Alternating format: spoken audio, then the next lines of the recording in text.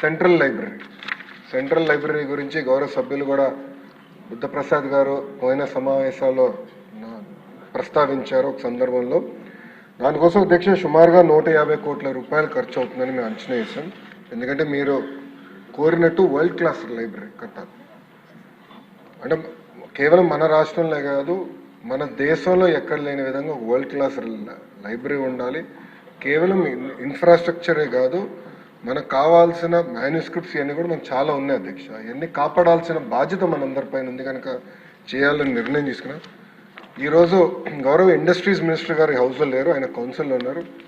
TG Bharat గారు నేను ఇట్లానే సింగపూర్లో మాట్లాడుతున్నప్పుడు ఆయన పర్సనల్గా తీసుకుని శోభా డెవలపర్స్ అని వరల్డ్ వైడ్ వాళ్ళు ఉన్నారు అధ్యక్ష. వాళ్ళు యాక్చువల్లీ ఆంధ్రాకి సంబంధం లేని వారు. బట్ వాళ్ళు ముందుకు వచ్చి మీ రాష్ట్రం మంచి లైబ్రరీ చేస్తుందని మేము విన్నాము అని 100 కోట్ల రూపాయలు శోభా డెవలపర్స్ ఈరోజు ఆంధ్ర రాష్ట్రానికి వాళ్ళు డబ్బులు ఇస్తాం కూడా జరిగింది. ఇది వచ్చే 4 సంవత్సరాలు మేము ఖర్చు పెడతాం. మిగతా డబ్బులు రాష్ట్ర ప్రభుత్వము దాతలు జోడించి ఒక వరల్డ్ క్లాస్ లైబ్రరీ ఏర్పాటు చేస్తామని ఈ సభాముఖంగా నేను మీకు హామీ ఇస్తున్నాను.